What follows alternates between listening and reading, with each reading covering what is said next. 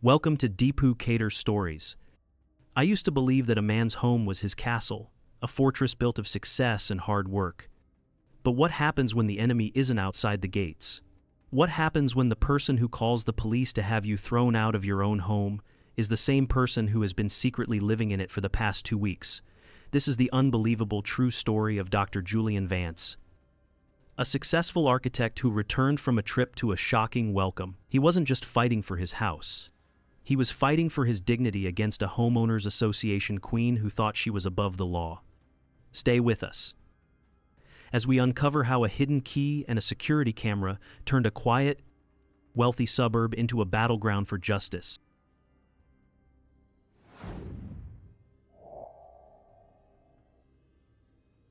Part 1. The Trespasser on the Welcome Mat. The neighborhood of Emerald Hills was not a place for surprises. It rested in the gentle suburbs of Austin, Texas. A quiet collection of custom-built homes and perfectly manicured lawns. Every oak tree seemed to grow according to a plan. Every mailbox stood at attention. This was a community managed with meticulous care by its homeowners association, the HOA. This is what a proper pass at all the mate. A for Dr. Julian Vance. This order was the reason he had chosen to live here. As an architect, he understood the beauty of structure. His home, a minimalist masterpiece of glass and stone that he had designed himself, was his sanctuary. A testament to a life built on precision, on control. But on that warm Tuesday evening in May, control was the last thing he felt. 14 hours in the air, a long flight from a project in Tokyo. His body ached with a deep, weary stillness. All he wanted was the cool silence of his own home. Instead, he was met by flashing lights. Blue, red, blue again. The colors pulsed against the dark stone of his house, turning his sanctuary into a crime scene. 2 police cruisers were parked at an angle on his driveway, their presence a vulgar stain on the neighborhood's curated perfection. A voice cut through the haze of his exhaustion. A young officer. He told Julian to step away from the front door. He asked Julian to keep his hands where he could see them. The words were polite. The tone was not. From across the street, under the protective shadow of a large oak, a figure watched. Carol Peterson. Her silver hair was perfectly coiffed. Her pastel-colored walking suit was immaculate. She stood with the rigid posture of a sentinel, her arms crossed, watching. She was the one who had made the call. The older officer, a man whose name tag read Miller, sighed. It was a soft sound, almost lost in the crackle of the police radio. He seemed tired of the pristine lawns, and perhaps tired of calls like this one. The younger officer, Davies, was all procedure. He asked for identification. He asked for proof of residence. Julian's mind, usually so sharp, felt dull. He explained, this was his house. He was the owner. He had been away on business. He fumbled for his phone, his fingers stiff. He pulled up a digital copy of the deed, a legal document, cold numbers and letters on a brightly lit screen. Officer Miller glanced at the phone, then at Julian, then across the street at Carol. He gave a slow, deliberate nod. The tension in the air seemed to deflate, but the humiliation remained. He handed the phone back. Welcome home, sir, he said, his voice flat. Your neighbors are vigilant. They're a spading of the smanid into his leverpoint to rooment. The police cars finally pulled away, their sirens silent now. Their departure left a ringing void in the quiet street. Julian stood alone for a moment, the key to his own front door feeling foreign in his hand. He looked across the street. Carol Peterson was gone. The shadows under the oak tree were empty. He pushed the key into the lock. The click of the deadbolt sounded unnaturally loud. He stepped inside, closing the heavy door behind him. Silence. But it was not the clean, peaceful silence he had left behind 2 weeks ago. This was a different kind of quiet, a quiet that held its breath. The first thing he noticed was the air itself. It was thick with a scent that did not belong. Sweet, cloying, the smell of a cheap floral perfume, not his. The second thing was the temperature. The thermostat was set to 74 degrees. Too warm. He always kept it at a precise 68. The house felt lived in, breathed in, by someone else. He walked slowly into the living room, his travel bag rolling silently behind him on the polished concrete floor. Everything appeared to be in its place. The leather sofa, the steel bookshelf, the single perfect orchid on the mantelpiece. But the feeling of wrongness grew stronger. It was an invisible layer of dust on a perfectly clean surface. And then he saw it. On the black marble of his coffee table sat a single wine glass. It was not one of his.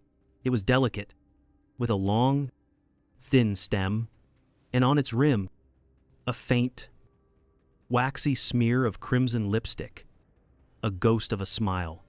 Julian stopped. The exhaustion from his long journey vanished, replaced by a cold, sharp clarity. This was not a mistake. It was not a misunderstanding. This was an occupation. The question was, for how long? Part 2. Footprints of a Ghost. Julian did not move from the living room for a long time. His travel bag stood forgotten by the door. His body, once heavy with fatigue, was now wired with a cold, humming energy. He simply stood there, a silent statue in his own home, staring at the lipstick-stained glass. A broken window would have been easier to understand. That was chaos, an act of randomness. This was personal. It was a statement. I was here. I made myself comfortable. He began to move, not with the purpose of a homeowner, but with the slow, methodical pace of an archaeologist. He was excavating the ruins of his own piece. He started with the kitchen. The gleaming counters were spotless, too spotless. A ghost had cleaned up after herself. He opened the refrigerator. The cool air that drifted out carried a foreign, sour scent. Inside, next to his organic eggs, sat a carton of almond milk. He was allergic to nuts. Beside it, a plastic container held the oily remains of a salad from an Italian restaurant he despised. He pulled open a drawer. Beside the heavy, silver cutlery passed down from his grandmother lay a cheap, flimsy fork, its tines slightly bent. It was a small thing, a meaningless intrusion, yet it felt like a desecration. A piece of cheap plastic tossed onto a sacred altar. This house was more than his address. It was his story told in concrete and glass. A fortress designed to keep the world out. He remembered standing on the empty plot of land years ago, already seeing the structure in his mind. A space that would flow with the light. It was his greatest creation, his armor, and he remembered, with a new and sickening clarity, the first time he had met Carol Peterson. It was at a neighborhood barbecue. She had approached him with a glass of white wine, her smile bright and brittle. "A single man in such a big house?" she had asked, her eyes scanning the crowd. "Hard to keep an eye on things all by yourself." At the time, he had dismissed it as idle curiosity. Now, her words echoed in the silent kitchen with a sinister weight. They weren't a question. They were an assessment. He left the kitchen and walked down the hall to the guest wing. The door was slightly ajar. He pushed it open. The room, which he always kept pristine and empty, now smelled overwhelmingly of lavender, a cheap, chemical lavender. On the nightstand, a romance novel with a creased cover lay face down. He opened the closet. Hanging next to his spare suits, a pink, fluffy bathrobe seemed to mock him, an obscene splash of color in his monochrome world. He felt a profound sense of loss, deeper than anger. It wasn't about the food or the wine. It was about the violation of memory. Someone had slept in his quiet spaces. His sanctuary had been tainted by the mundane presence of a stranger. He made his way to his office, his personal sanctum. This was where he felt most himself, surrounded by his books and his ideas. Surely, this space was untouched. But even here, something was wrong. A stack of architectural journals on his desk seemed disturbed. The edges were no longer perfectly aligned. Someone had been looking through his papers. His life, he sank into his leather chair, a cold dread sinking into his bones. He felt helpless.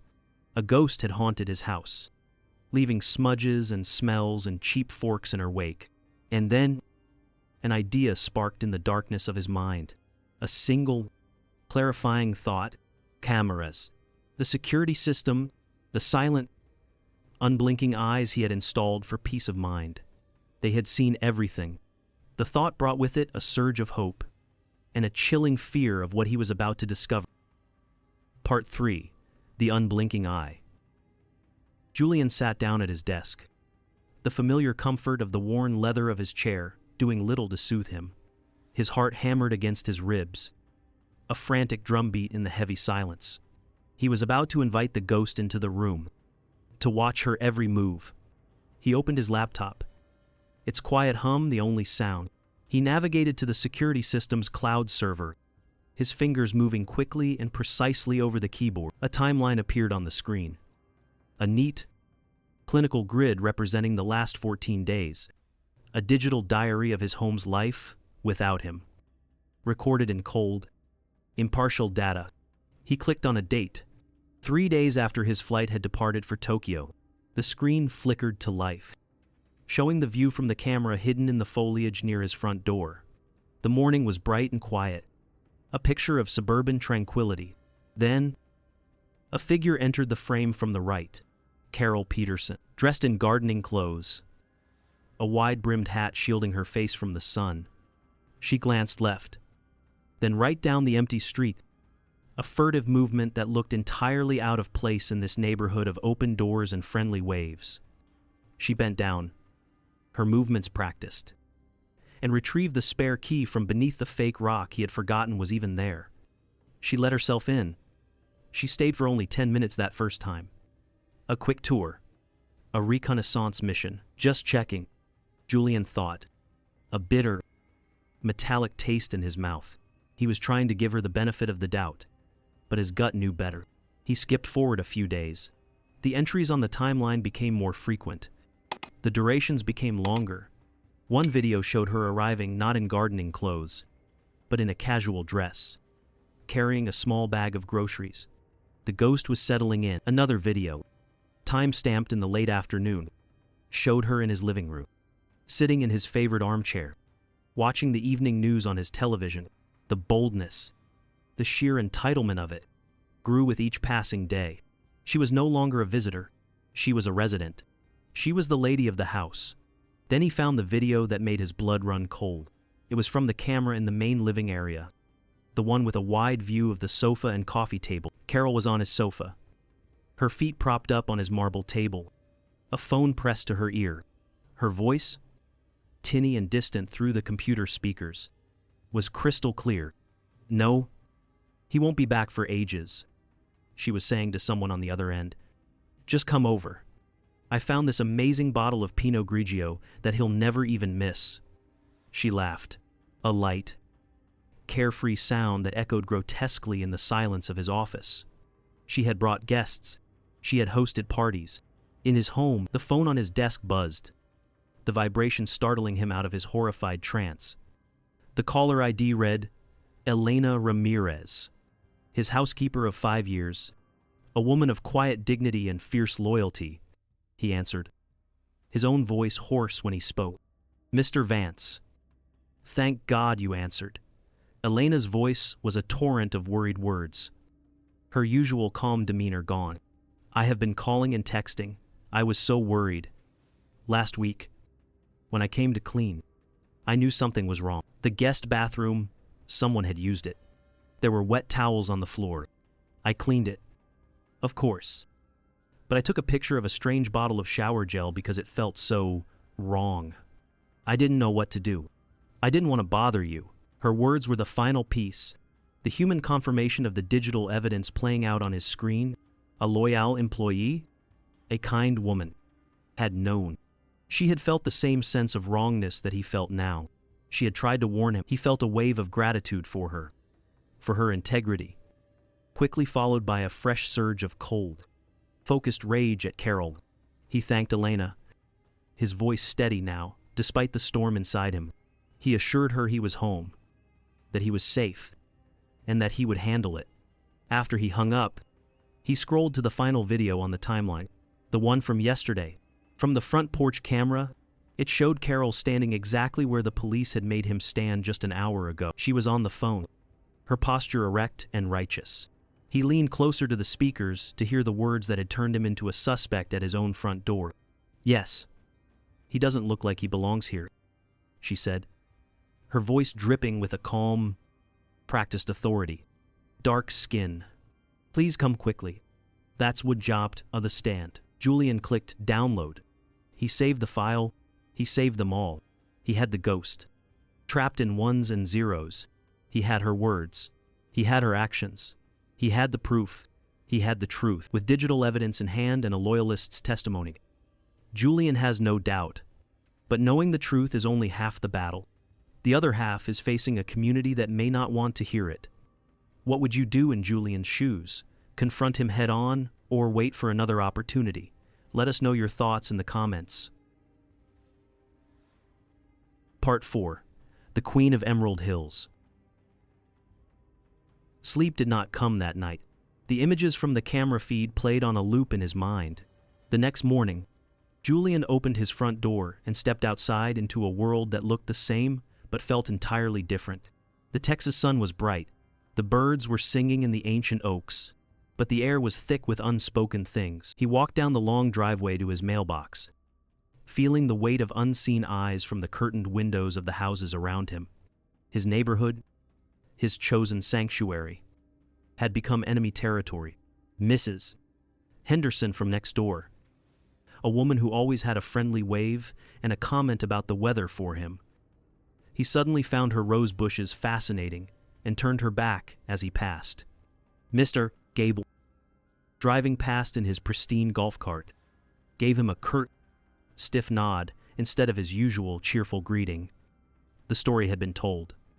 Julian realized, but it was Carol's version, the version where he was the outsider, the stranger, the potential threat she had bravely neutralized. He was living in a story that had been written for him by someone else. He saw her then, Carol, tending to her own prize-winning roses in her front yard, a picture of domestic tranquility, wearing pristine white gardening gloves. She looked up as he approached, as if sensing his presence, and a slow, deliberate smile spread across her face. It was not a friendly smile. It was a smile of ownership, of victory. "Good morning, Julian," she said, her voice as sweet as poison, carrying easily across the manicured lawn. "So good to see someone is home to look after things. An empty house is such an invitation. You know, you can set her was the ways and set her for up. It was not an apology. It was a justification, a threat, a reminder of her power and his vulnerability." He said nothing. Words felt useless against such audacious confidence. He simply collected his mail, a handful of bills and junk mail, and turned to walk back to the silent fortress of his house. Her laughter followed him, light and sharp as broken glass. It was the sound of a queen surveying her domain, pleased with the order she had imposed. As he reached his driveway, a man's voice called out to him, low and steady, "Don't let her get to you." So way, in another one around the wit, it was David Chen, a retired lawyer who lived in the modern, unassuming house directly across the street. He was a quiet man, with kind, intelligent eyes and a thoughtful demeanor that Julian had always found calming. He was standing in his yard, pretending to inspect his sprinklers. But Julian knew he had been watching the entire exchange. He had been a silent witness. David walked across the street, his steps unhurried, his presence a small island of calm in Julian's turbulent morning. "I saw the police cars last night," he said, his voice low, meant only for Julian. "Her bark is worse than her bite, but only if you know how to handle her." By spite, Julian looked at this man, this near stranger who was offering an unsolicited kindness, and felt the first flicker of alliance in this cold, new world. "She thinks she owns this place, doesn't she?" Julian asked, the question raw with a frustration he hadn't realized he was holding. David gave a sad, knowing smile. "She thinks she is this place. In her mind, she's the Queen of Emerald Hills." He leaned in a little closer, his voice dropping further. "Let me tell you a story. A few years ago, the Costas family lived in that house at the end of the block. A young couple, 2 kids. They were great people, full of life. But Carol, she decided their music was too loud on Saturday afternoons. Their family gatherings were too frequent for her taste. In the many resta did nighted with a Renglin and my enough. David's eyes darkened with the memory. She didn't confront them directly. That's not her way. She used the HOA. A complaint about the state of their lawn, a violation for a basketball hoop that was apparently 1 inch too close to the sidewalk, a notice about the color of their front door, which had been approved a year earlier. It was death by 1,000 paper cuts. They lasted 1 year before they put up a for sale sign. She doesn't like what she can't control. Thanks for watching, and it's approve it. The pieces clicked into place for Julian, forming a chilling mosaic. This wasn't just a bizarre, isolated incident born of poor judgment. This was a pattern. This was a weapon. This was how Carol maintained her quiet, orderly kingdom. By quietly, methodically, removing anyone who didn't fit her narrow mold. He looked at his own house, his beautiful fortress of glass and stone. He had thought its grandeur made him safe, a part of the neighborhood's prestige. He now realized that, to Carol, his success, his solitude, his very existence, had made him a target, a challenge to her rule. As David turned to leave, he offered one last piece of advice, a final, crucial chess move. She expects you to be angry. She expects you to yell or to retreat and hide. She's counting on it, he said. Whatever you do next, don't do what she expects. The words planted a seed in Julian's mind. An idea began to form, not out of anger, but out of a cold, architectural logic. He would not yell. He would not confront. He would be quiet. A calculated, patient, and powerful silence. Part 5. The Art of Stillness. In the days that followed, Julian Vance became a master of stillness. He followed David Chen's advice not as a suggestion, but as a blueprint for survival in a silent war. He did not confront Carol. He did not storm over to her prize-winning roses and demand an explanation. He did not file a police report, knowing it would become her word against his. A messy affair that would only solidify the neighborhood's divisions. He did not speak of the incident to anyone, not even to David, beyond a shared, understanding nod across their lawns. Instead, he chose a weapon she could not comprehend, a strategy so alien to her nature that it left her utterly disarmed. Silence. His first act of this silent campaign was a phone call, not to the police, but to Sarah Jenkins, an old friend from his university days who had since become a formidable litigator in Houston. He laid out the story for her, his voice calm and measured, a recitation of facts, not a plea for sympathy. He detailed the events chronologically, from the disorienting pulse of the police lights at his door to the final, damning words on the security footage. Sarah listened without interruption, the silence on her end of the line a testament to her focus. When he finished, there was a long pause. Julian could almost hear the gears of her brilliant legal mind turn. Then she said, her voice sharp with a mixture of outrage and professional excitement. Incredible. It's a gift. Julian, we have video. We have a credible witness in your housekeeper. Here's what you do. Nothing. Say nothing. Let her hang herself with her own rope. Just live your life as if none of this ever happened. And so he did. With the discipline of an architect following a complex design, he lived his life.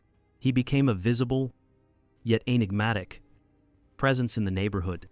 At 7 a.m. every morning, he was seen leaving for his downtown office in his impeccably clean sedan.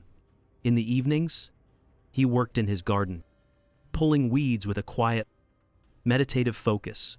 He accepted deliveries at his front door with a polite, impersonal nod.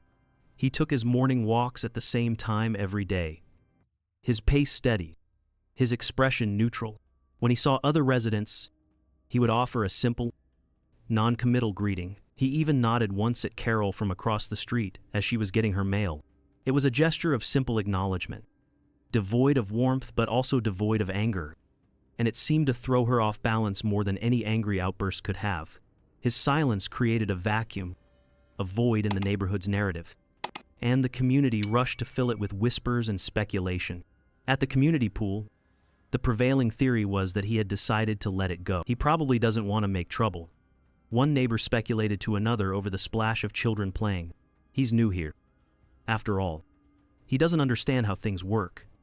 Another theory, whispered over meticulously manicured hedges, was that he had been intimidated. Carol can be very persuasive. Someone else murmured. She probably had a quiet word with him. He knows better than to challenge her. His quiet dignity was misinterpreted as weakness. His strategic patience seen as fear. Carol, deprived of the dramatic confrontation she clearly craved, grew impatient. Her self-appointed role as the neighborhood's guardian required a narrative of clear heroes and villain.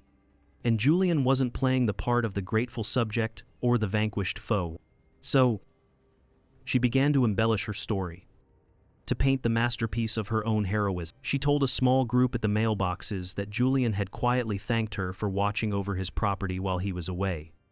A conversation that had never taken place. She hinted to her close friends that he was deeply grateful for her vigilance, even if he was too proud to admit it publicly. She was rewriting history in real time, casting herself as the misunderstood, unappreciated protector of the community. Julian heard the rumors through David, who acted as his quiet informant, relaying the neighborhood gossip with a wry, weary expression. He felt a flicker of white-hot anger at her audacity, but he held to his strategy. He let her talk. He let her build her own cage of lies, bar by rusty bar. The self-forged bar of that cage arrived in his inbox 1 week before the annual H. Thank you for watching. A meeting. The first email was the official agenda, a dry document detailing the evening's planned discussions, standard procedure, budgets, landscaping proposals. The second email, sent just moments later, was from Carol Peterson herself, broadcast to the entire Emerald Hills mailing list. The subject line was a monument to her own self-importance, a reminder on security and neighborly responsibility. Julian's heart beat a little faster as he opened it. The email was a masterpiece of self-congratulatory prose, veiled in the language of civic duty. She wrote of the importance of being vigilant, of protecting their shared values and property values. And then came the key paragraph, the linchpin of her undoing. Recently, she wrote, thanks to the proactive watchfulness of certain dedicated members, we were able to avert a potentially negative situation at an unoccupied home. It serves as a powerful reminder that we are all the eyes and ears of this community, and we must not shrink from our responsibilities. She didn't use his name. She didn't have to. Everyone knew who and what she was talking about. She had confessed.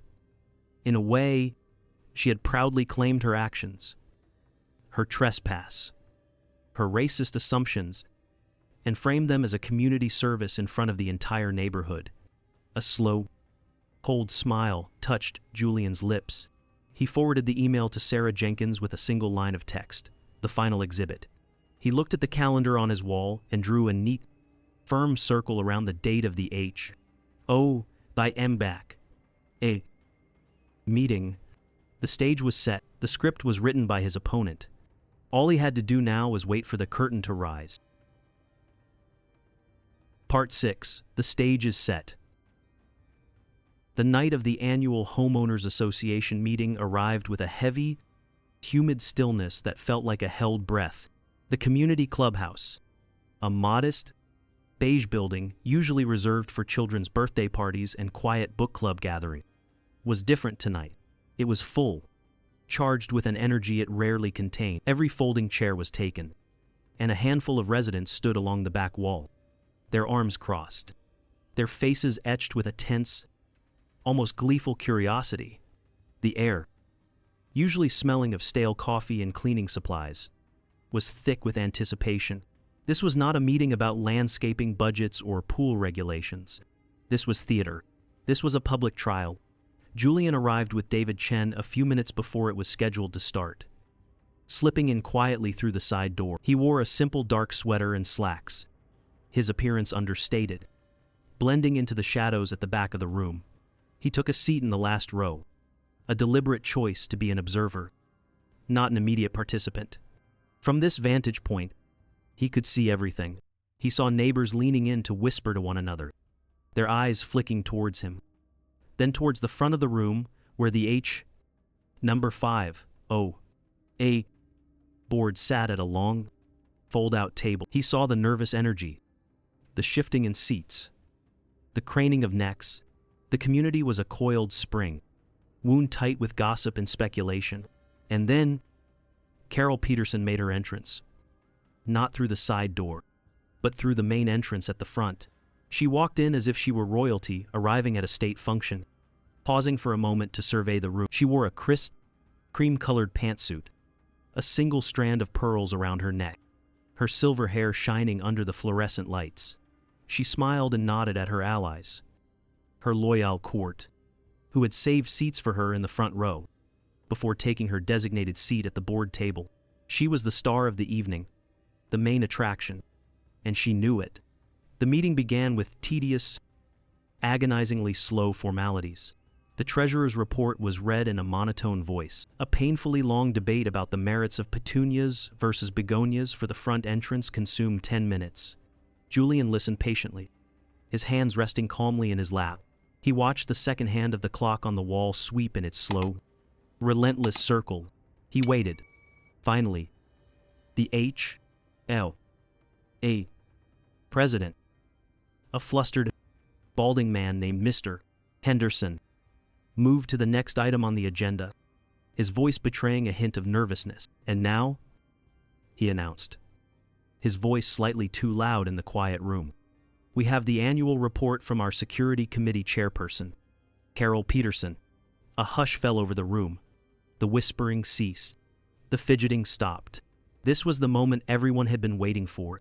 Carol stood up and walked to the wooden podium, her movements radiating a serene, unshakable confidence. She began her speech with warm platitudes, her voice smooth and practiced. She spoke of the precious spirit of community and their shared responsibility to protect the unique fabric of life in Emerald Hills. She spoke of vigilance, not as a suspicion, but as a form of love for one's neighbors. Then, she transitioned smoothly to the main event, the reason the room was packed. She recounted her version of the incident at Julian's house, carefully editing the details to fit her heroic narrative. She spoke of a concerned, anonymous tip about suspicious activity at the Vance residence. She described her actions as a reluctant but necessary step, a burden she had shouldered according to established HOA protocol to ensure the safety of an absent neighbor's valuable property. In her telling, she was no longer a trespasser, she was a hero, a silent guardian who had acted bravely and decisively in the face of uncertainty. Our collective security, the safety of our homes and our families, is paramount, she concluded, her voice ringing with a conviction that was chilling in its sincerity. Sometimes, that requires us to make difficult, even unpopular, decisions. A scattered, somewhat hesitant applause broke out, mostly from Carol's inner circle in the front rows. Others in the room remained silent, their gazes shifting uncomfortably between Carol at the podium and the still, quiet figure of Julian in the back row. David Chen beside him simply shook his head, a slow, almost imperceptible motion of profound disappointment. As the applause died down, Carol looked directly at Julian, her eyes locking with his across the crowded room. It was a look of triumphant pity, a look that was meant to crush him, a look that said, "You see, this is my town, these are my people. You cannot win here." She returned to her seat, a faint, satisfied smile on her lips. Mr. Henderson cleared his throat, eager to move on from the palpable tension. "Thank you, Carol, for your diligent work," he said. "We will now open the floor for resident comments or questions. Does anyone wish to speak?" The room was utterly silent. The air crackled. For a long moment, no one moved. No one breathed. And then, from the back of the room, Julian Vance slowly, deliberately, stood up. Every head in the room turned towards him. The trial was about to begin. Part 7. The Unblinking Eye. Part 2. Julian did not walk toward the podium where Carol had just delivered her triumphant speech. That was her stage. Instead, he walked calmly to the small table at the side of the room where a projector had been set up for an earlier, forgotten presentation on landscaping choices. He carried his slim, dark laptop. His movements were calm and unhurried, drawing every eye in the room. He connected a single cable, and the projector whirred to life, casting a bright, empty square of white light on the retractable screen behind the board member's table. Carol Peterson watched him, the confident smile faltering for just a moment, a flicker of confusion crossing her serene, composed features. She could not anticipate what was coming. He turned to face the assembled residents. He did not look angry. He did not look vengeful. He looked like what he was, an architect about to present a design. His voice, when he spoke, was quiet but clear, carrying to every corner of the silent, expectant room. "Good evening," he began, his eyes sweeping across the faces before him. "My name is Julian Vance. A home is not just bricks and mortar, or glass and steel. I think we all know that. It is a place of memory, a place of peace. It is the one place on earth where we are supposed to feel unconditionally safe." He paused, letting the simple, powerful words settle in the tense air. "For the last 2 weeks, the safety in my home was taken from me." He did not look at Carol. He addressed the community as a whole, as if they were all jurors in this quiet courtroom. "There has been some discussion tonight about vigilance and neighborly responsibility. I agree. Those things are important. They are the bedrock of a good community. But there is a line, a very clear line, between being a concerned neighbor and being an intruder. Tonight, I'd like to share with you a short film. It has no actors and no script. It is a film about what happens when that line is crossed." He turned back to his laptop and pressed a single key. The empty square of light on the screen was replaced by a familiar image, rendered in the slightly grainy, wide-angle view of a security camera, the front of his own house. The room was utterly silent, save for the low hum of the projector's fan. They watched, transfixed, as the digital timestamp in the corner advanced. They watched as Carol Peterson, in her gardening hat, retrieved the key from under the fake rock. They watched her let herself in, the click of the door seeming to echo in the clubhouse. A collective, soft gasp went through the crowd.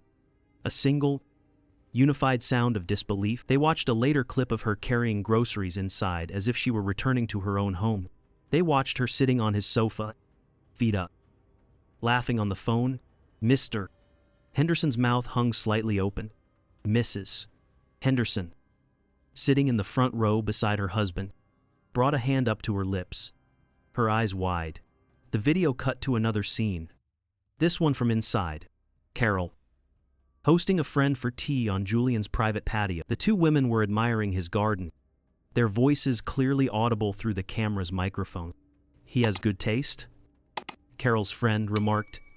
"He does," Carol replied, "for someone like him." Then came the final clip, the one that would change everything. The view was from the front porch. The image was clear. The audio was perfect. Carol's voice, the same calm, authoritative voice they had just heard from the podium, filled the community clubhouse. Certain, unwavering, chilling. "Yes, he doesn't look like he belongs here," the voice on the recording said. "Dark skin, please come quickly. Watching daddle second." A wave of profound, suffocating, uncomfortable silence washed over the room. It was heavier and louder than any sound could have been. In that moment, everyone understood. This was not about an empty house.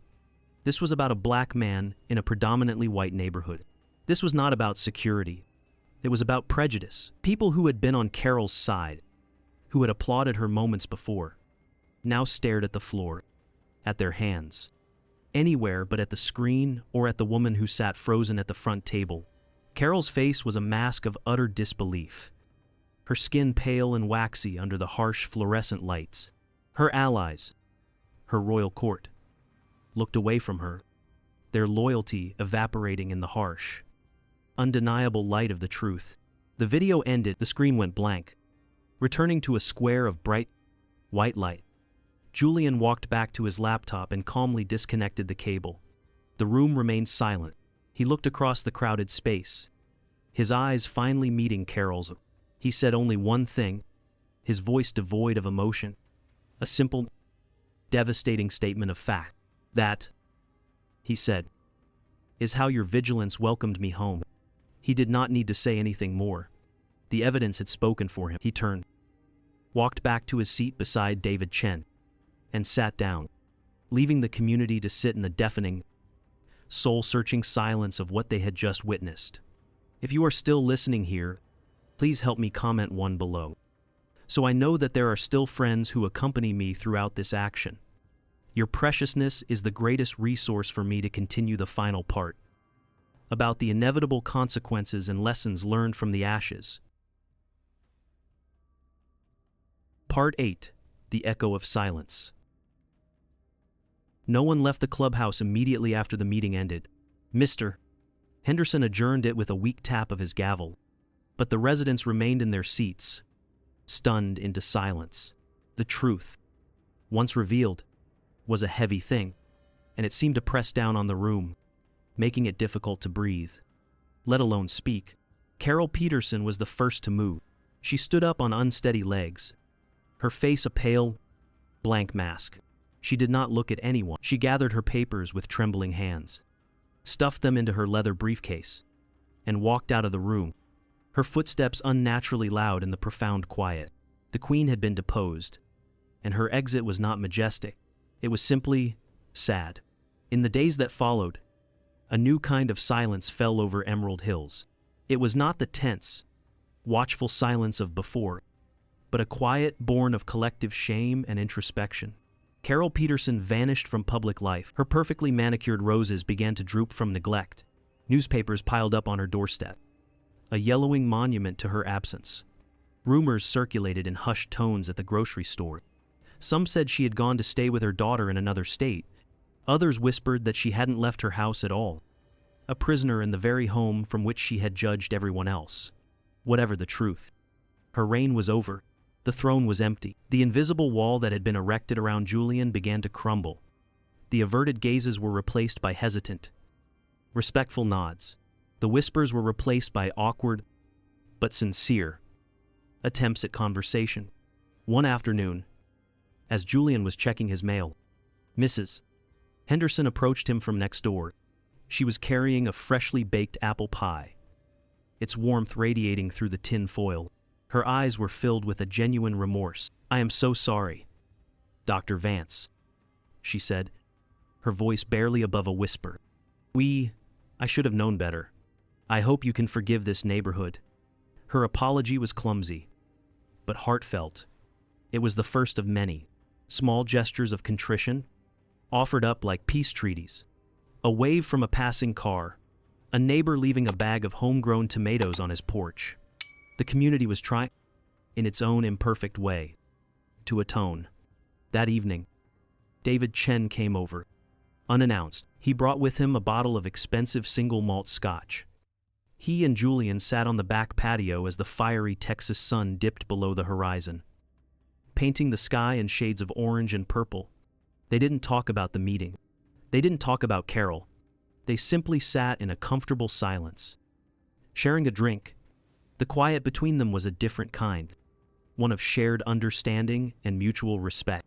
After a long while, David finally spoke, swirling the amber liquid in his glass. "You know," he said, his voice thoughtful, "you didn't just get your house back. Julian, you gave this neighborhood back a piece of its integrity. For Mestiv Leshen Wild Dak, and we give the Das Connor, some mating stayed with a guess." Julian considered that. He didn't feel like a hero. He didn't feel triumphant. Mostly, he just felt tired. But also, for the first time in weeks, he felt a sense of relief, a quiet lightening in his soul. He had won. But the victory felt strangely hollow. He had lost his innocence about this place, this carefully chosen sanctuary. He now knew that even the most perfect lawns could hide ugly roots. Just as David was leaving, Julian's phone rang. It was his lawyer, Sarah. Her voice was crisp and businesslike. but he could hear the satisfaction underneath. "The civil suit has been filed," she informed him. "Her lawyer called me 30 minutes later. They're terrified. But that's not the most interesting part." She paused for dramatic effect. "The district attorney's office is very interested in the case, apparently. They're cracking down on racially motivated false reporting to the police. It's a felony. Julian. She won't get away with just a slap on the wrist for this." He hung up the phone, the weight of her words sinking in. The consequences were no longer just social. They were legal. The wheels of a larger justice system had begun to turn. Set in motion by the quiet hum of a security camera and the courage to press play, he looked out at his garden, at the clean lines of his home against the darkening sky. He had reclaimed his physical space. The battle was over. But as he stood there, he wondered about the peace. He wondered if he might, and this community that had wronged him, could ever truly heal from the wound that had been exposed. Part 9. The House That Breathes Again. The months that followed were a slow, quiet process of healing. The legal proceedings against Carol Peterson moved forward, not with a dramatic courtroom showdown, but with the quiet, inexorable logic of the law. Faced with a mountain of irrefutable evidence and the looming threat of a criminal felony charge, Carol chose the only path left to her. She surrendered. Through her lawyers, she agreed to an out-of-court settlement. The terms were strict and unambiguous, negotiated with Sarah's sharp precision. Carol would pay a significant sum in damages, a figure that acknowledged the profound emotional distress she had caused. Julian, in a final, quiet act of turning a negative into a positive, arranged for the entire amount to be donated to a national nonprofit that combated housing discrimination. But the most significant term of the agreement, the one that truly signaled the end of an era in Emerald Hills, was the last one. Carol Peterson had to sell her house and move away, permanently. One Saturday in late autumn, Julian watched from his window as a moving truck pulled up to the house across the street. He felt no sense of victory, no schadenfreude. He only felt a quiet, somber sense of closure. The queen was abdicating her throne, leaving her kingdom behind. In the wake of her departure, the neighborhood seemed to exhale. The tension that had lingered in the air for months finally dissipated. The HOA elected a new board, one that was more diverse and far less autocratic. The rules didn't disappear, but the spirit in which they were enforced changed from one of control to one of genuine community building. A few weeks later, a new family moved into Carol's old house. A young couple. He was a doctor. She was a graphic designer with 2 small children whose laughter now filled the street. They were a mixed-race family. On their first weekend in the neighborhood, Julian walked across the street. He carried not a list of rules or a suspicious glare, but a simple welcome gift, a potted orchid from his own collection. He was greeted with warm, open smiles. It was a small gesture, but it felt like the beginning of a new story, a deliberate choice to break the cycle of suspicion. One evening, Julian sat in his living room, in the same armchair where a ghost had once watched his television. The house felt different now. It felt truly his again. The air was clean, scented only by the books on his shelves and the faint, earthy smell of the night air drifting through an open window. He thought about the lessons he had learned. He had learned about boundaries, not just the physical ones made of stone and glass, but the invisible ones that define our dignity and self-respect.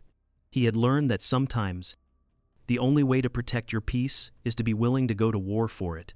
He understood now that silence can be a form of complicity, but it can also be a source of immense strength when used strategically.